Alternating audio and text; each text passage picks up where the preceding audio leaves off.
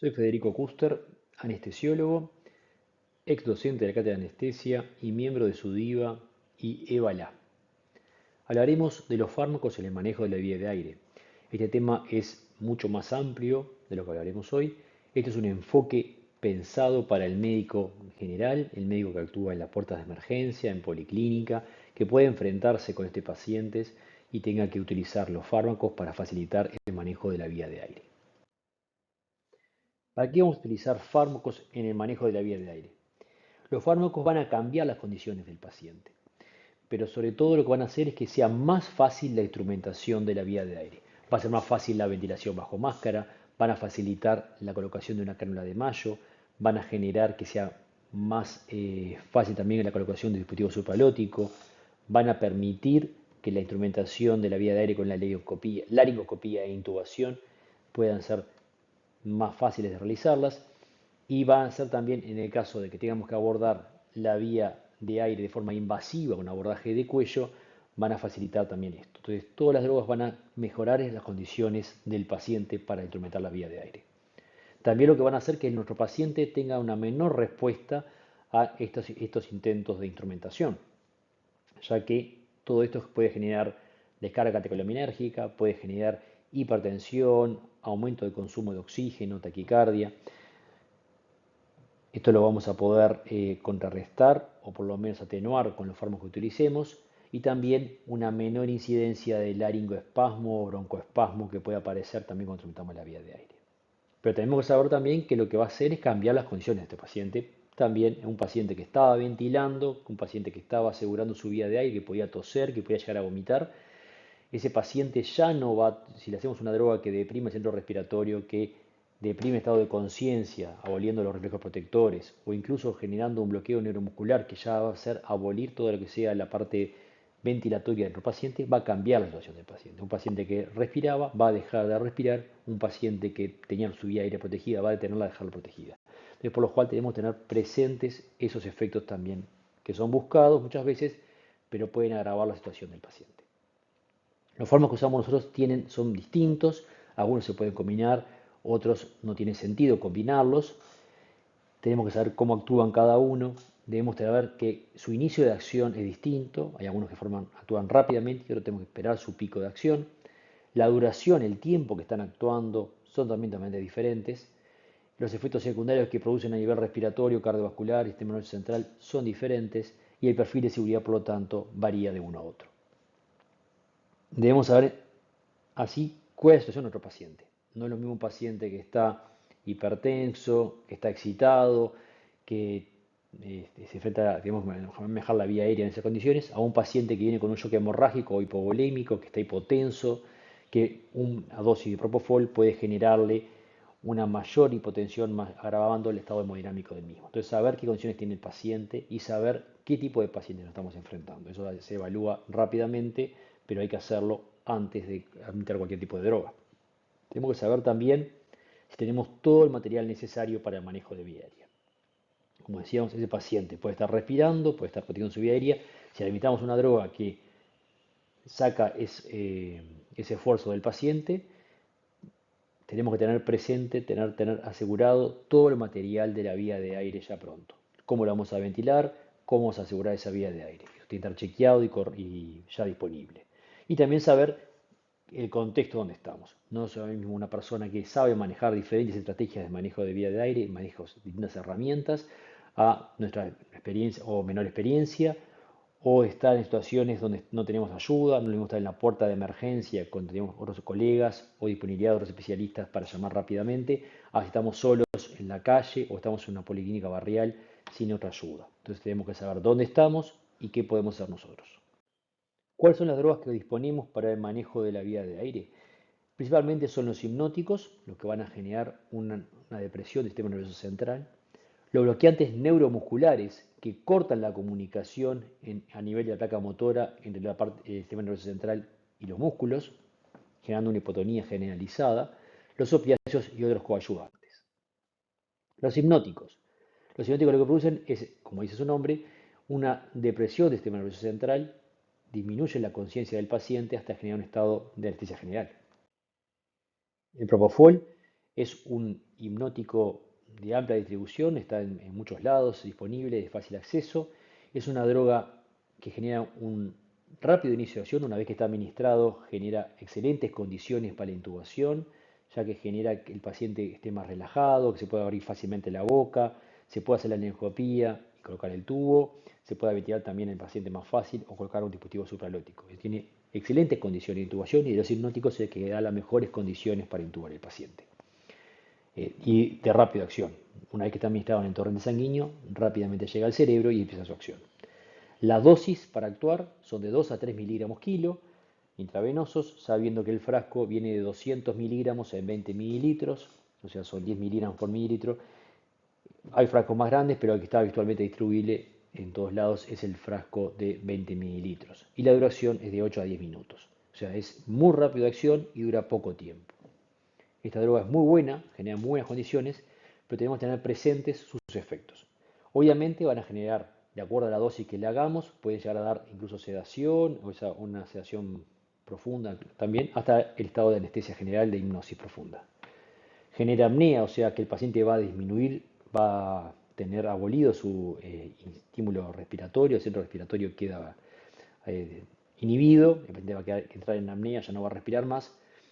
Eso es esperable y también tenemos que tener presente el principal efecto secundario, que es la depresión cardiovascular que produce el propofol, genera vasodilatación generalizada y genera hipotensión arterial. Lo que decíamos al principio, esta droga es muy buena, pero en situaciones de emergencia puede agravar, si un paciente que ya viene hipotenso o ya viene hipovolémico, puede agravar de forma notoria la situación y llegar a un estado agravando aún más la situación de nuestro paciente. Entonces, tenemos que tenerlo presente cuando manejamos propofol, tener presente la depresión cardiovascular y la hipotensión que produce. También otros efectos secundarios es dolor en el sitio de inyección y puede generar algunos movimientos como unas mioclonias, pero eso es transitorio y autolimitado. Midazolam o Dormicum es una droga también ampliamente distribuida, es una benzodiazepina que todo el mundo conoce, está en muchos lados. Tenemos que recordar que su pico de acción es a los 3 minutos, a diferencia del propofol que actuaba rápidamente, el midazolam, su pico de acción es a los 3 minutos. Esto tenemos que tenerlo presente cuando lo administramos y no dar una nueva dosis hasta no haber alcanzado ese pico de acción. Si no podemos sobremedicar al paciente, darle una dosis excesiva de midazolam y genere una depresión de conciencia mantenida. Las condiciones que genera la midazolam no son tampoco las mejores, las condiciones de intubación son subóptimas, o sea, no va a generar esa relajación que genera el propofol. Las dosis que tenemos es de 0,15 a 0,35 miligramos kilo que intravenosos. Tiene la ventaja que se puede hacer intramuscular cuando no tenemos un acceso vascular disponible, se puede hacer de forma intramuscular. Las ampollas, recordemos que son de 15 miligramos en 3 mililitros. Los efectos que genera una depresión de centro respiratorio también. Se ve más que nada una disminución de volumen corriente, pero es una depresión de centro respiratorio. Genera menor reproducción hemodinámica, o sea, da mayor estabilidad en ese aspecto. Y tiene la principal ventaja del midazolam, es que tiene un antídoto, ¿no? Tenemos una droga para revertir su efecto. Si por alguna razón dimos dosis de más de midazolam, podemos revertirlo con el flumazenil, ¿no? Tenemos presente de que esta reversión tiene que ser dosificada de acuerdo a la respuesta del paciente, no puede ser de forma rápida, porque si no podemos reacciones de excitación inmediata y que pueden ser deleterias. Y también tener presente que el flumazenil, su vida media es menor que la midazolam porque puede haber resedación. La ketamina es una droga también hipnótico, es un hipnótico barato, es un hipnótico que ya hace mucho tiempo que está en el mercado, que tiene una amplia distribución, se usa poco, pero tiene como principal característica que genera una hipnosis un efecto disociativo. El paciente en verdad está despierto, pero tranquilo, tiene como alucinaciones, puede llegar a tener, queda con esa mirada abierta, perdida. Es una droga que genera, a diferencia de otras drogas, genera un aumento de la presión arterial, genera un aumento de la frecuencia cardíaca, incluso puede generar un aumento de la presión intracraniana, ¿no? Pero en un paciente que viene hemodinámicamente inestable, el clásico caso paciente que tiene un taponamiento cardíaco, por ejemplo, podemos usar la ketamina para que nos ayude a instrumentar la vía de aire que tenga esa menor repercusión hemodinámica. Tiene también la ventaja de mantener la ventilación espontánea, no deprime el centro respiratorio de forma marcada, y también tiene la ventaja de que se puede administrar de forma intramuscular. Entonces, cuando tenemos un paciente que no tenemos acceso vascular, que es difícil controlarlo, podemos hacer intramuscularmente, si no tiene contraindicaciones, se puede hacer una combinación de ketamina y midazolam para evitar ese efecto disociativo, disminuir ese efecto disociativo, para hacer un control de ese paciente que está excitado. El etomidato es una excelente droga como hipnótico en situaciones de estado hemodinámico inestable o el paciente que viene, un paciente cardiópata o un paciente coronario, un paciente que queremos generar una estabilidad hemodinámica, la droga es el etomidato, ya que el etomidato genera una gran estabilidad hemodinámica, tiene un rápido inicio de acción, una vez que está administrado intravenoso, llega rápidamente al cerebro y tiene un efecto rápido. La dosis son 0,3 miligramos kilo intravenoso, las ampollas son de 10 mililitros y vienen 20 miligramos. El fármaco es muy bueno, puede generar también mioclonias, son más marcadas que la de Propofol, y no genera tan buenas condiciones de intubación como se usa con el Propofol, pero sí tiene la ventaja de la estabilidad hemodinámica y en la emergencia esto es muy buena característica. Lo que no podemos hacer con el etomidato es hacer dosis repetidas o infusiones continuas para mantener sedado al paciente, ya que las infusiones continuas o repetidas pueden generar una supresión a nivel suprarrenal. La desmetomidina. La desmetomidina también dentro de los hipnóticos es un alfa-2 adrenérgico. Es una excelente droga que se usa mucho en CTI como para mantener la sedación, en el momento sobre todo de la extubación, del destete, cuando queremos controlar a un paciente. Este es una excelente droga. No da por sí mismas condiciones de intubación, pero sí permite una sedación para el paciente, para intubación despierto. Si queremos que el paciente esté colaborativo, que esté tranquilo cuando se instrumenta la vía de aire, esta situación de cuando tenemos tiempo, ¿no? No es lo que muchas veces pasa en la emergencia, pero si tenemos tiempo y queremos hacer una intubación despierto, se puede usar la desmetomidina, el Precedex, como droga para facilitar esa colaboración del paciente y la intubación despierto. Esto no inhibe o no exime de hacerla una adecuada anestesia tópica para intubación despierto. Pero es una excelente droga para eso y también para mantener la sedación. Tiene un inicio de acción un poco más lento, de 1 a 2 minutos, pero lo que tenemos que tener presente es que si queremos usarlo en estas condiciones tenemos que hacer una dosis carga. La dosis carga son 0,5 a 1 gamma kilo que se hace en 10 minutos. Esa dosis se calcula y se hace en 10 minutos o en más. Esa dosis carga, esa dosis que se va haciendo al principio, puede generar hipertensión y bradicardia marcada. Por lo cual esa es la principal efecto secundario que nos puede alterar en la emergencia. Tenemos que tenerlo presente cuando utilizamos este tipo de droga. Cambiamos de medicación, ahora es otro tipo de droga totalmente distinta, son los bloqueantes neuromusculares. Los bloqueantes neuromusculares lo que dicen, como claramente su nombre, es cortar la comunicación a nivel de la placa motora entre el sistema nervioso y los músculos. Actúan sobre los receptores de acetilcolina estas drogas y hacen que no se pueda parar el estímulo nervioso, por lo cual ya no hay movimiento voluntario del paciente, ¿no? Por más que esté despierto el paciente no va a tener ningún movimiento voluntario, o sea, esta droga hay que hacerlo siempre con el paciente bajo hipnosis, bajo sedación, tenemos que tenerlo dormido al paciente, no lo podemos hacer despierto, es desagradable tener al paciente bloqueado y que no pueda y esté despierto. Hace que se corte la comunicación y también hace que se corte el tono muscular. El paciente ya no tiene tono muscular, por lo cual genera unas excelentes condiciones para el manejo de vía aérea, ya que todos los músculos van a estar hipotónicos, van a estar relajados, entonces las cuerdas vocales van a estar abiertas, podemos abrir la boca de forma perfecta, podemos desplazar la lengua, va a ser más fácil ventilar bajo máscara, va a ser más fácil colocar un dispositivo supralótico, la intubación y la laringoscopía. Pero también lo que estamos haciendo es generar una apnea profunda y mantenida. O sea, un paciente va a dejar de respirar, ya no va a tener ningún esfuerzo respiratorio porque lo bloqueamos la conducción nerviosa. Esto es importante tenerlo presente. Una vez que administramos los relajantes musculares, estas drogas, si bien son muy buenas para el manejo de vía aérea, también son muy peligrosas. Si nosotros no estamos seguros, no tenemos, por ejemplo, un capnógrafo para corroborar que está el tubo colocado adecuadamente en la tráquea, si no tenemos la certeza de que vamos a poder instrumentar la vía de aire, podemos generar una situación catastrófica, incluso con desenlace mortal para el paciente, ya que ha pasado muchas veces de pacientes que no se dieron cuenta, quedó intubado en el esófago el paciente, se traslada, pero como el paciente mantiene un esfuerzo respiratorio, le sigue entrando aire, sigue teniendo algo de oxigenación y entonces no genera un desenlace fatal. Pero si nosotros a un paciente que lo tenemos intubado en esófago, no nos dimos cuenta que está intubado en esófago, porque no tenemos capnógrafo ni lo pudimos controlar, le realizamos un bloqueante neuromuscular, el paciente va a morir, ¿no? O sea, le vamos a cortar el esfuerzo respiratorio. Por eso tenemos que tener presente que estas drogas son muy buenas, pero generan condiciones que se dice de quemar las naves. Una vez que están administrados, tenemos que estar seguros, de forma con monitorización, de que el paciente está adecuadamente ventilado y asegurada su vía de aire.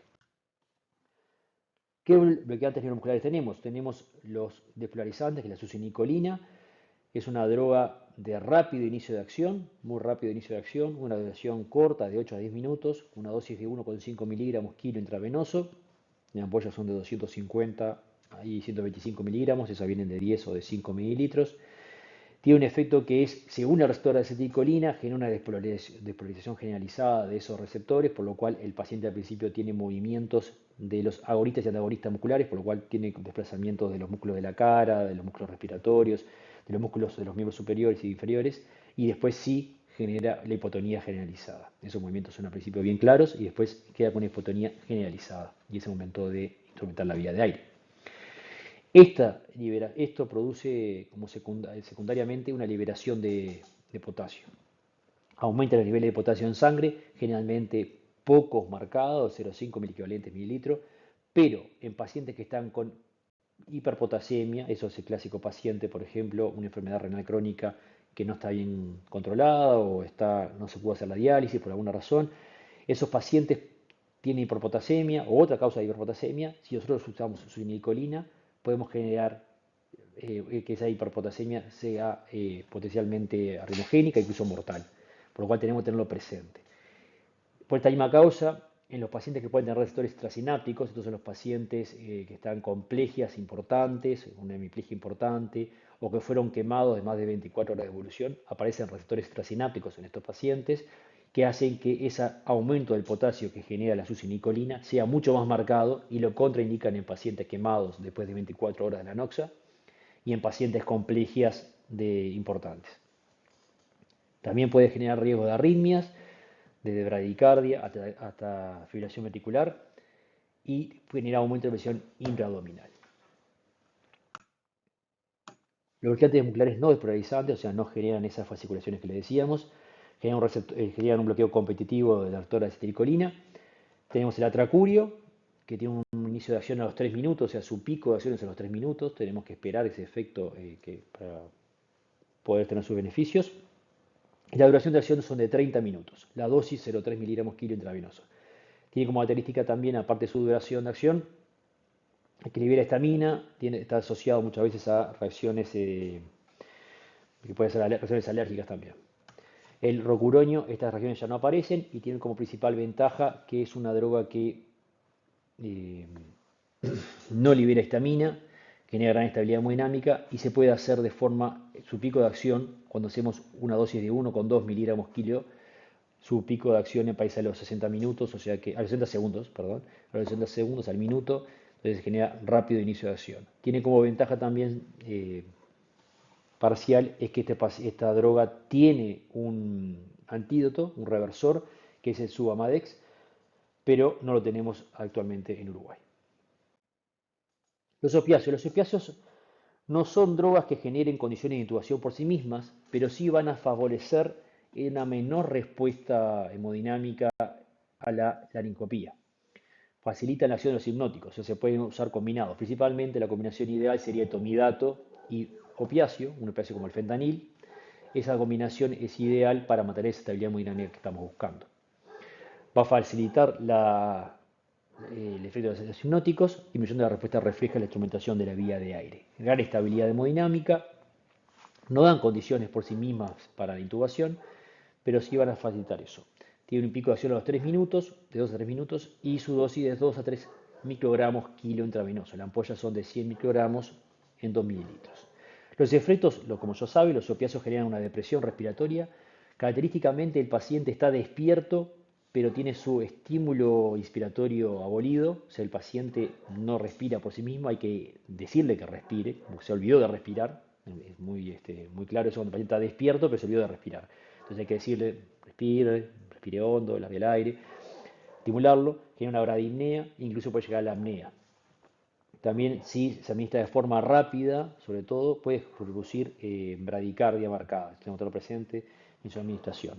Y tiene también como una ventaja los opiáceos, es que tiene un antagonista particular que es la naloxona. La naloxona revierte el efecto de los opiáceos, lo tenemos que tenerlo presente, no solamente para esto, sino que como vemos en una parte del mundo que tiene una epidemia de consumo problemático de opiáceos, la naloxona es el reversor para este tipo de drogas. Otra droga que podemos utilizar para el manejo de la vía de aire es la lidocaína. La lidocaína genera una menor respuesta refleja a la instrumentación de vía de aire, menor efecto de como el laringoespasmo y broncoespasmo, va a dar menor reproducción hemodinámica y la dosis es de 1,5 miligramos kilo intravenosos un minuto antes de la laringoscopía. A modo de resumen, los fármacos que vamos a utilizar nosotros, los hipnóticos, permiten mejores condiciones para instrumentar la vía de aire. Va a hacer que sea mucho más fácil todo lo que sea instrumentación de la vía aérea, desde la ventilación bajo máscara hasta la laringoscopía, dispositivos supraglóticos y abordaje invasivo de vía de aire. Cada uno es diferente, como vimos, cada uno tiene un inicio de acción diferente y sus efectos hemodinámicos también son diferentes. Debemos tenerlos presentes a la hora de elegir cada fármaco en los pacientes nuestros. Tiene efectos secundarios diversos, eso hace que su perfil de seguridad también sea diferente, debemos tenerlos presentes y anticiparnos a esos problemas a la hora de elegir y también tener drogas para poder contrarrestar sus efectos. Los opiáceos disminuyen la respuesta refleja, sobre todo hemodinámica, a la laringoscopía, son un buen coadyuvante con esa combinación de etomidato y fentanil.